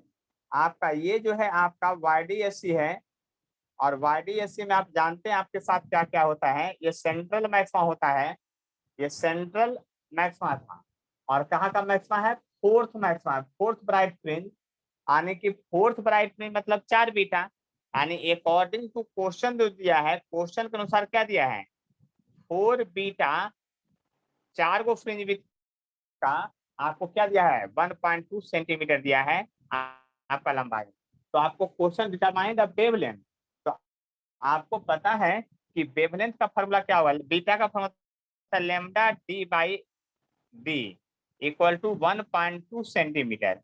आपको जब वेवलेंथ निकालना है तब वेवलेंथ बराबर क्या लिखिएगा, समझ लीजिए 1.2 × 10⁻² मीटर में कर दीजिए इसको, और d स्मॉल डी ऊपर चला जाएगा और 4 कैपिटल डी नीचे आ जाएगा। अब स्मॉल डी जो दिया है 0.2 mm दिया हुआ है, तो यहाँ पर लिख सकते हैं 1.2 × 10⁻², और स्मॉल डी दिया है 0.28 मिलीमीटर का 10⁻³ दिया है, डिवाइड 4, और कैपिटल डी का जो वैल्यू है वो क्या है, देख लीजिए ध्यान से, कैपिटल डी का जो वैल्यू है वो क्या है, तो कैपिटल डी जो है आपका 1.4 मीटर है। अब यहाँ से डिवाइड मल्टीप्लाई कर लीजिएगा, आप लोग का आंसर आ जाएगा। समझ में आ रहा है ना बात की, बोलिए कि केवल हम ही बोलते जा रहे हैं, अगर नहीं समझ में आए बात तो जरूर बताइए, है ना। अब देखिए कहता है 5वां नंबर क्वेश्चन को टिक कर लीजिए, यह क्वेश्चन नीट में 2 बार पूछा है, जेई में भी 2-3 बार पूछ चुका है। 5th नंबर प्रॉब्लम एनसीईआरटी का बहुत इंपॉर्टेंट प्रॉब्लम है।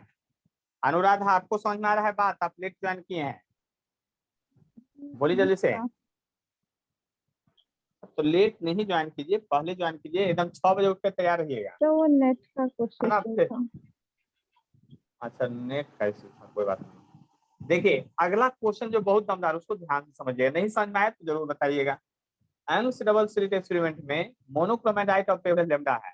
The intensity of light at a point of screen where path difference lambda is K. Question में कह रहा है ना कि यंग्स डबल स्लिट एक्सपेरिमेंट में, यंग्स डबल स्लिट एक्सपेरिमेंट जब हो रहा है, यहाँ भी स्लिट है यहाँ भी स्लिट है, एक पॉइंट पी है जहां पर कहता है कि पाथ डिफरेंस यदि लैम्डा है तो इंटेंसिटी आई है, ऐसा क्वेश्चन में कह रहा है।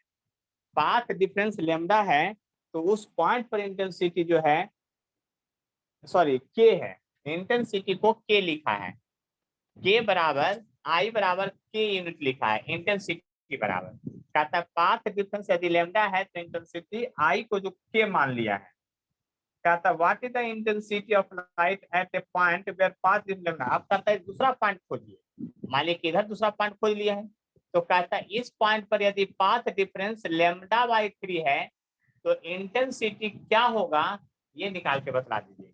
क्वेश्चन समझ में आ गया बात, पहले ये समझिए तभी हम आगे बता सकते हैं। क्वेश्चन समझ में आया कि नहीं ये बतलाइए।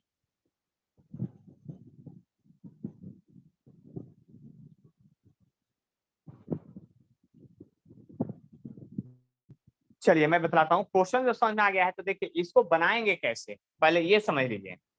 तो पाथ डिफरेंस यदि, क्योंकि फार्मूला इंटेंसिटी का तो हाँ है नहीं, तो x by lambda equal to 5/2 pi जानते हैं आप।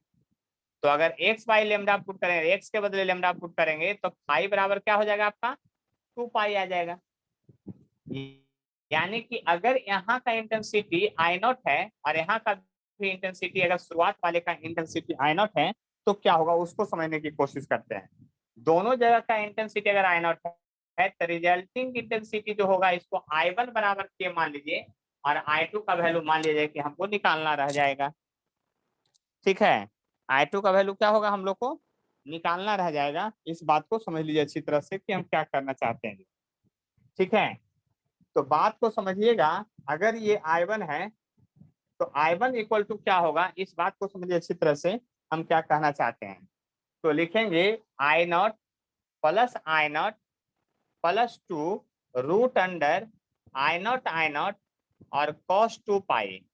cos 2 पाई का वैल्यू जो होता है आपका क्या होता है, cos 2 पाई का वैल्यू जो होता है आपका 1 होता है। तो आप क्या कर सकते हैं उस बात को समझ लीजिए अच्छी तरह से। ठीक है, आप यहाँ पर ये 4I0 हो जाएगा, यानी I' बराबर 4I0 हुआ और इसी को के माना है प्रश्न में, क्वेश्चन में। देख लीजिए यहाँ तक बात समझ में आया कि नहीं, ये बात बताइए हमको। अब देख लीजिए जो हमने सॉल्यूशन किया है उस सॉल्यूशन में अगर कोई प्रॉब्लम हो तो हमें जरूर बताइए। चलिए तो हम अगला बार में जो स्टेप में है, कहता है एक्स बाई एक्स के बदले लेमडा बाई 3, तो lambda by 3 by lambda equal to 5/2 pi. तो आप ही बताइए कि 2 पाई से कीजिएगा तो ये होगा 2 पाई, यानी कि 5 बराबर आ गया 2 पाई/3 आ गया। अब सेकेंड टाइम इंटेंसिटी निकालिए, तो फिर से लिखिएगा I0 फार्मूला जो है उसी के हिसाब से चलेगा 2 रूट अंडर I0 और cos 2 पाई/3। 2 पाई/3 का मतलब कितना होता है, 120 डिग्री होता है। कितना होता है, 120 डिग्री होता है। इस बात को समझ लीजिए, कितना होता है आपका 120 डिग्री होता है। तो जब 120 डिग्री होता है तो I2 बराबर क्या लिखिएगा, देख लीजिए ध्यान से। जब 120 डिग्री होता है तो ये 2I0 हो गया आप प्लस 2I0 और cos 120 का वैल्यू होता है -½ होता है। तो कट करके ये बच गया, क्या आपका बच गया, देख लीजिए। इसको जब घटा दीजिएगा तो आपको I0 बच जाएगा। अब आप थोड़ा सा दिमाग लगा लीजिए, क्या 4I0 का जो वैल्यू था आपका, यानी कि 4I0 का जो वैल्यू था आपका वो क्या था, देख लीजिए ध्यान से। 4I0 इक्वल टू के था। जब 4I0 इक्वल टू के था तो आपको लोग खुद बताइए कि I0 बराबर क्या हो जाएगा, k/4 नहीं हो जाएगा यूनिट। देख लीजिए ध्यान से, इस तरह का क्वेश्चन आपको जो है बहुत इंपॉर्टेंट है, इसको ध्यान से समझने की कोशिश कीजिएगा। अगर समझ में नहीं आए तो बतलाइए, नहीं तो फिर हम आगे बढ़ेंगे। प्रियांशी समझ में आ गया है बात अच्छी तरह से? Yes sir. अनुराधा आपको समझ में आ गया है? Yes sir. तो आपको अगर कोई कष्ट नहीं है तो 5 तक हम बता दिए हैं, फिर से आप ही लोग को दे रहे हैं। अब छठा, सतमा, आठवां, नौवां, 10वां, जल्दी से बनाइए, 5-7 मिनट का टाइम दे रहे हैं। देखिए एक बात और समझ लीजिएगा, छठा नंबर में एक डाटा छूटा, वो डाटा फिर से मैं बोल देता हूँ। वो डाटा है कि distance between slit and screen के बीच का दूरी 1 मीटर है। आप लोग के बुक में मिसप्रिंट है। हमारे पुरानका वाला बुक में जब हम पढ़े थे जिस बुक में, उसमें ये क्वेश्चन में 1 मीटर लिखा हुआ था डाटा, इसलिए डिस्टेंस बिटवीन स्लिट और स्क्रीन के बीच का दूरी है जो 1 मीटर लिख लीजिएगा वहां पर, तब क्वेश्चन बनाइएगा। ठीक है, तो बनाइए जल्दी से, फिर हम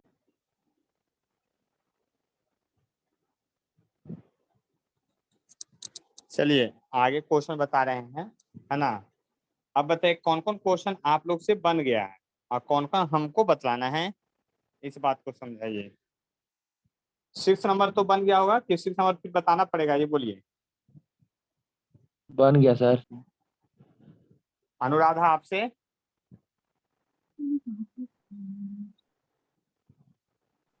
अनुराधा आपसे बन गया कि नहीं? यस सर, क्वेश्चन बना है। कौन कौन हम बता दें? 7 नंबर से बता दें, 8 नंबर से बता दें, बोलिए। चलिए मैं बता देता हूँ 7 नंबर से, ठीक है। देखिए 7 नंबर क्वेश्चन क्या है उसको समझ 6 का लीजिए। भी एक बार बता दीजिए, उसका आंसर नहीं आ रहा है। 6 का भी, चलिए 6 नंबर का भी बना देते हैं। कहता what is the least distance from the central maximum where the bright fringe due to both wavelength coincide. अच्छा, आप हमको प्रियांश ये बताइए, बीटा 1 का वैल्यू आ गया है, फ्रिंज विड्थ का न्यूमेरिकल वैल्यू लाए हैं जो, बताइए हमको। और बीटा 2 का वैल्यू ले आए हैं, नहीं तो हमको निकालना पड़ेगा लेमडा 1 डी बाई डी। तो लेमडा 1 जो है शुरुआत में कितना 650 नैनोमीटर है, ये हो गया 10⁻⁹ और डिस्टेंस दोनों बीच का 1 है, और स्लिट के बीच का जो डिस्टेंस है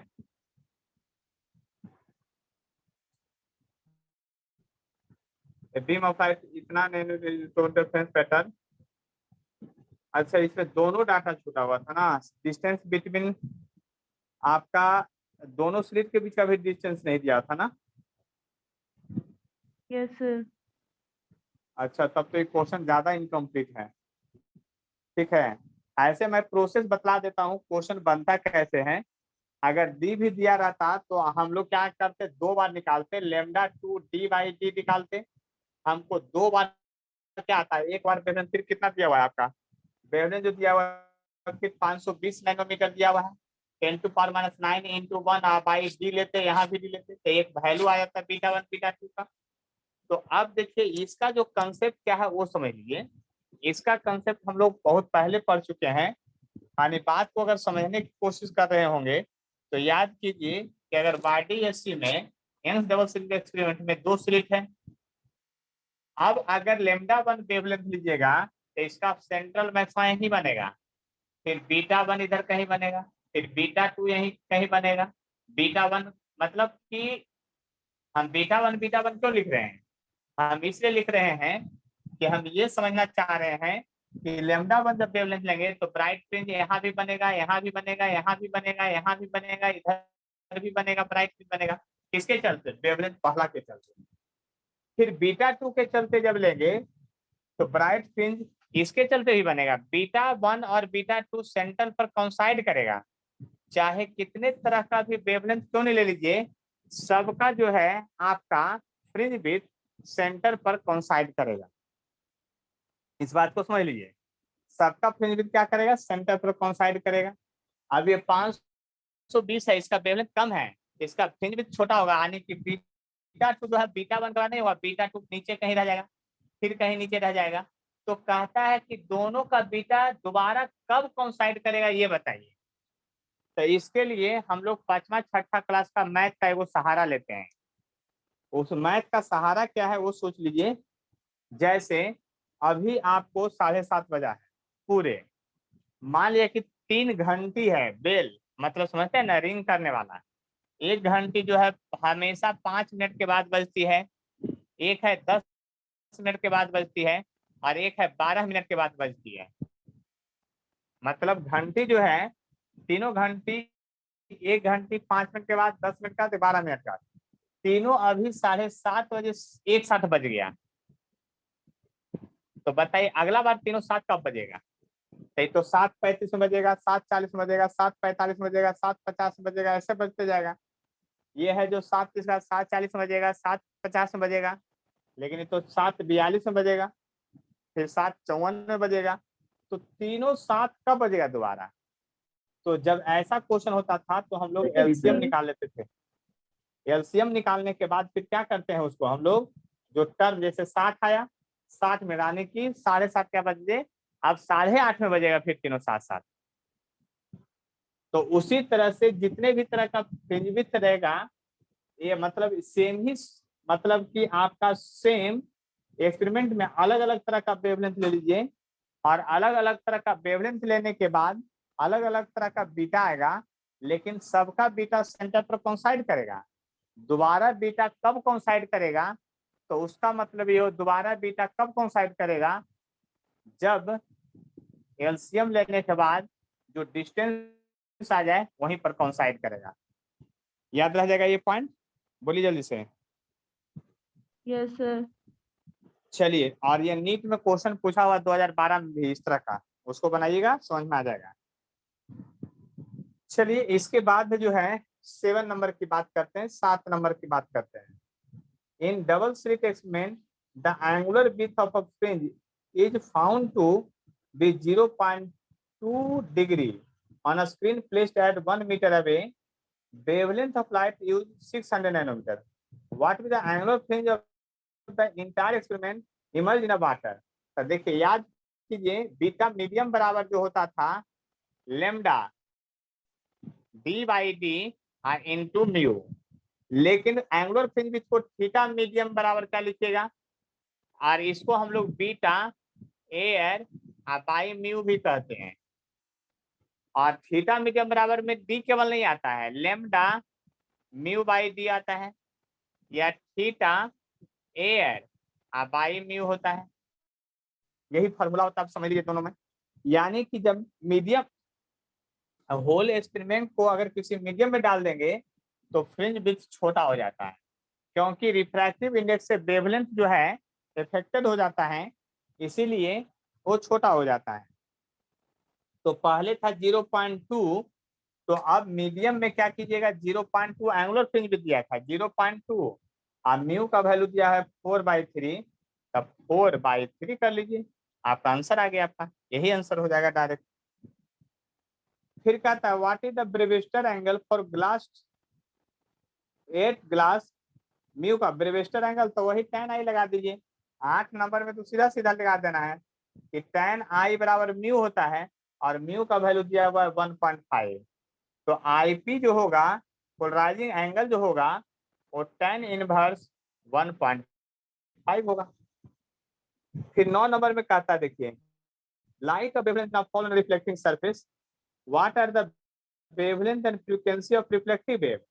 देखिए 9 नंबर में कहता है कि आपका जो है एक रिफ्लेक्टिंग सरफेस है, यानी कि रिफ्लेक्टिंग सरफेस है, यहाँ पर लाइट गिरा और रिफ्लेक्ट कर गया, तो लाइट गिरने के बाद जब रिफ्लेक्ट कर दिया तो नॉर्मल होगा, ये आई होगा और ये आर होगा, ये इंसिडेंट वेव होगा। तो कहता है वेवलेंथ फॉल, क्या ये बात पता है? तो कहता है what are the wavelength and frequency of reflected wave. तो देखिए रिफ्लेक्टेड वेव का वेवलेंथ और फ्रीक्वेंसी जो होता है वह दोनों सेम होता है इंसिडेंट का, याद कर लीजिए, दोनों सेम होता है इंसिडेंट का, इसीलिए वेवलेंथ जो हो गया आपका सीधा सीधा 5000 एंगस्ट्रॉन हो गया। लेकिन फ्रीक्वेंसी इंसिडेंट का नहीं दिया था, तब फ्रीक्वेंसी जब अपने से निकालना हो तो ये वाला फॉर्मूला लगाइएगा, क्या, C बराबर फ्रीक्वेंसी इंटू वेवलेंथ, इसलिए फ्रीक्वेंसी बराबर हो जाएगा 3 × 10⁸ बाई वेवलेंथ, यानी 5000 एंगस्टन 10⁻⁻10। देखिए 3 0 कट जाएगा, 7 बचेगा, ऊपर जाके प्लस हो जाएगा 15, यानी 0.6 गुणे 10⁻15 हट जाएगा फ्रीक्वेंसी। देखिए 10 नंबर क्वेश्चन में एनसीईआरटी क्या कहता है, कहता है estimate the distance for which ray optics is good approximation for an aperture 4 एवं वेवलेंथ। तो यही आपको फ्रेसनल डिस्टेंस वाला भी बता रहे थे फॉर्मूला लास्ट में। जेडएफ बराबर होता है ए स्क्वायर बाई लैम्डा, यानी याद कर लिए ए जो है आपका 4 mm है अपर्चर, तो 4 गुणे 10⁻³ हो गया का hole square, by wavelength. Wavelength जो है आपका 400 नैनोमीटर दिया है, यानी 10⁻⁹ दिया हुआ है।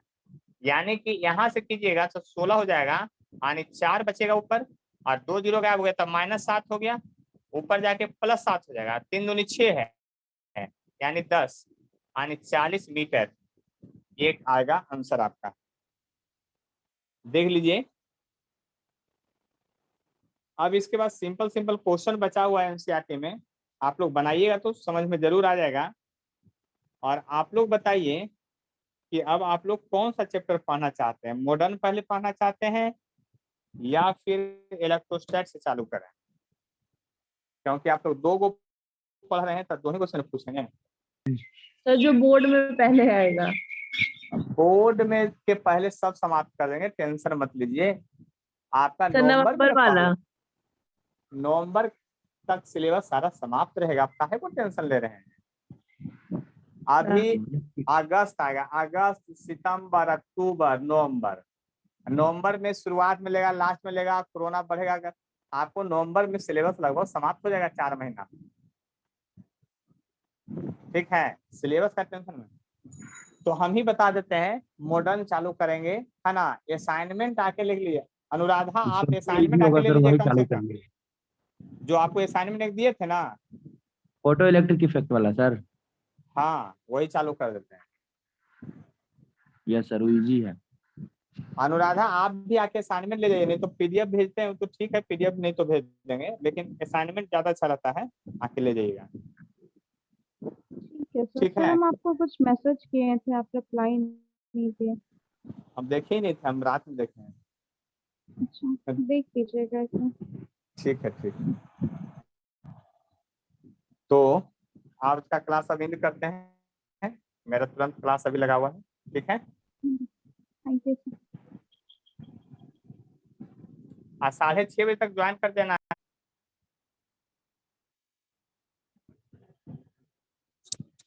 देखिए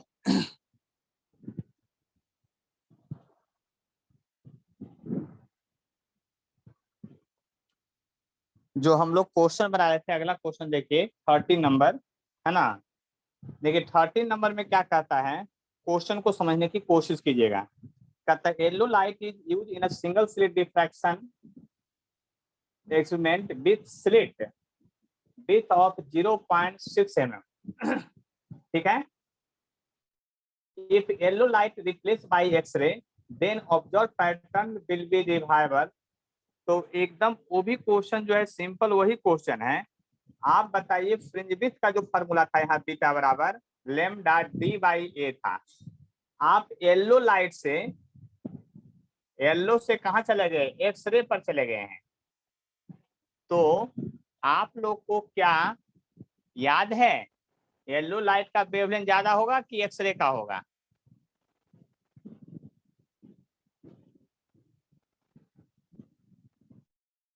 आप लोग को पैटर्न नहीं याद है तो मैं याद करने का तरीका बताता हूँ, बहुत बार बताएं, फिर से समझ लीजिए। आप लोग भिवजियोर पढ़े होंगे, VIBGY पढ़े हैं ना भिवजियोर। देखिए याद कीजिए, वेवलेंथ इधर की ओर बढ़ता है, वेवलेंथ है, वेवलेंथ इधर की ओर बढ़ता है, याद कर लीजिए।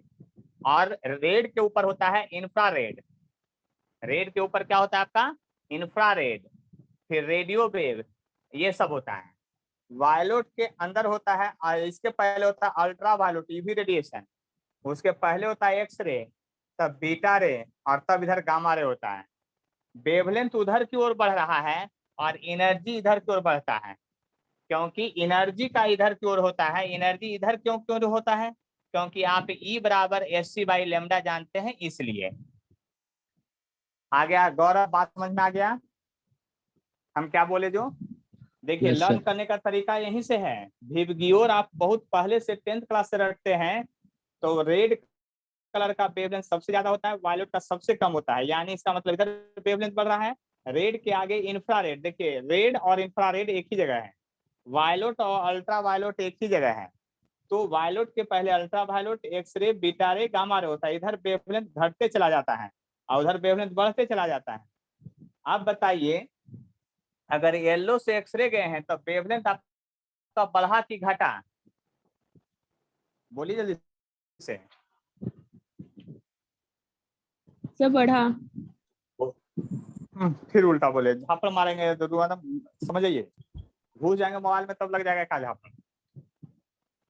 हम यहाँ पर क्या दिखाए हैं, येलो से भी एक्सरे गए हैं, तो येलो इधर ना है जी, येलो से एक्सरे गए हैं तो किधर हो गया आपका वेवलेंथ घटा ना। फिर डिक्रीज हुआ।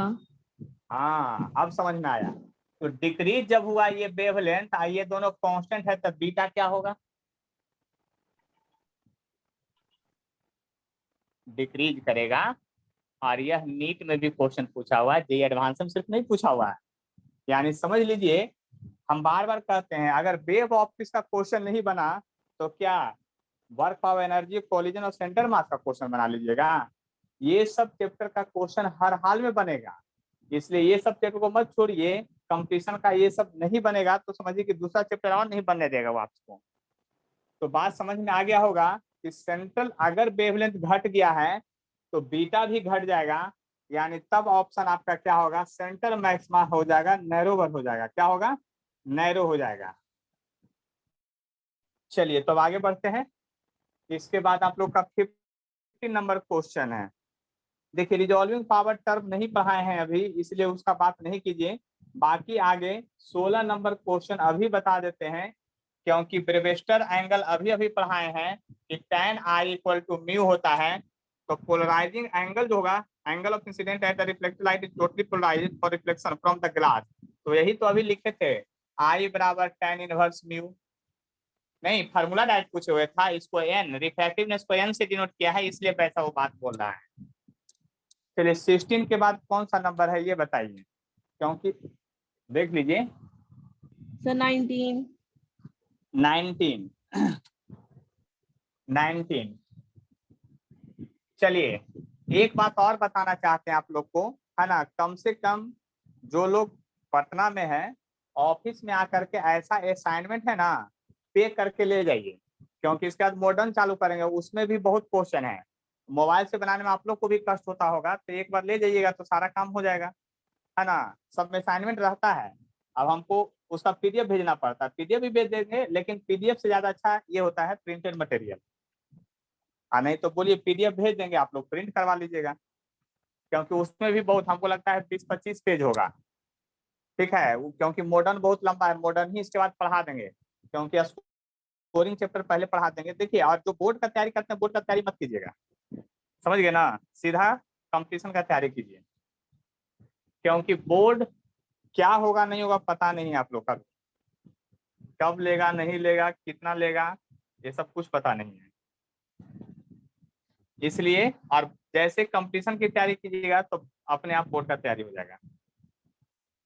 देखिए a single slit of with 0.1 millimetre is illuminated by parallel beam of light of wavelength 6000 angstrom and diffraction band are over observed on a screen 0.5 meters from the slit.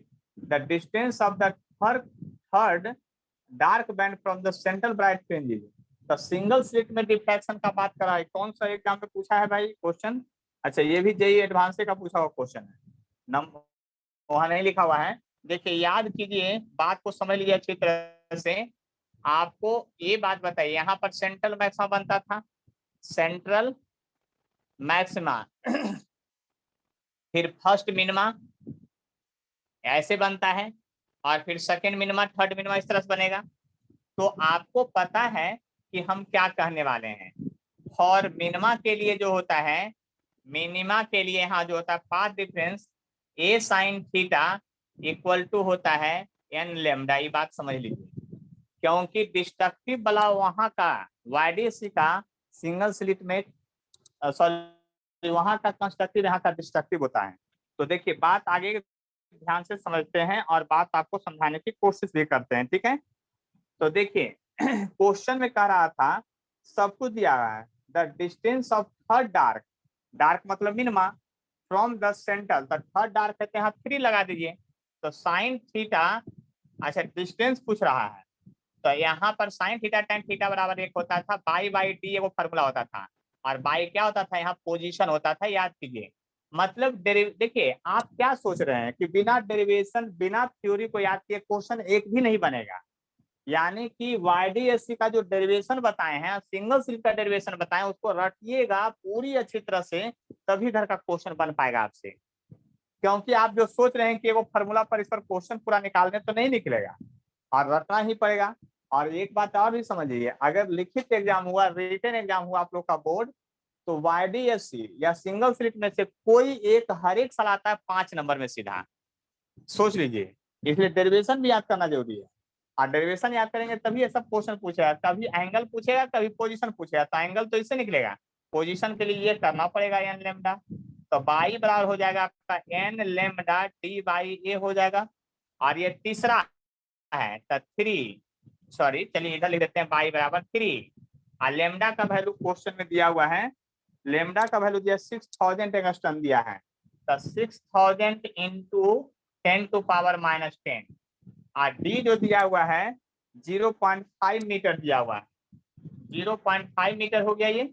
और देखिए उसके बाद ए दिया है, विड्थ ऑफ जो slit दिया है 0.1 millimetre दिया है, 0.1 मिलीमीटर दिया है, इस बात को समझ लीजिए।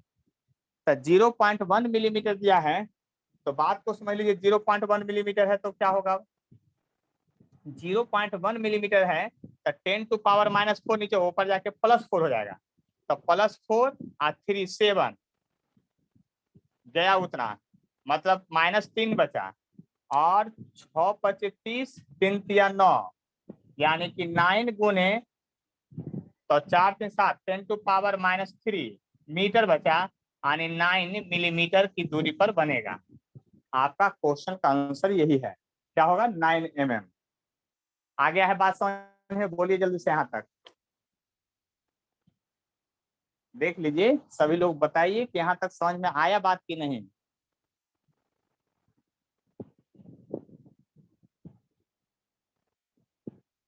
देख लीजिए, बात को समझ लीजिए। आज का क्लास यहीं तक समाप्त करते हैं, बाकी बचा हुआ डाउट, एक थ्योरी और बचा हुआ आपको अभी वेब में, वो थ्योरी है, आज फिर से लेट सर हो गया था, 19 का आंसर 4.5 दे रहा है। वो गलत दे रहा है, 9 mm होगा, 9 mm जो आंसर है ना वो दिया, पीछे प्रिंटेड थोड़ा गलत होगा। आप मेरा प्रोसेस देखिए ना, प्रोसेस में कहीं गड़बड़ी है तब सोचिए, ठीक है। अपने आप पे कॉन्फिडेंस जगाइए तो मजा आ जाएगा, ठीक है। एक बात और बता देते हैं, अभी इसमें एक रिजॉल्विंग पावर का कंसेप्ट बाकी है, वो बताएंगे अगले क्लास में, बाकी डाउट पूरा बता देंगे, है ना।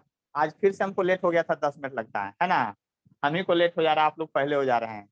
कोशिश करेंगे अगला क्लास में आपसे पहले हम आने के लिए, 6 ही 15, यस सर। ठीक है। हाँ वेरी गुड।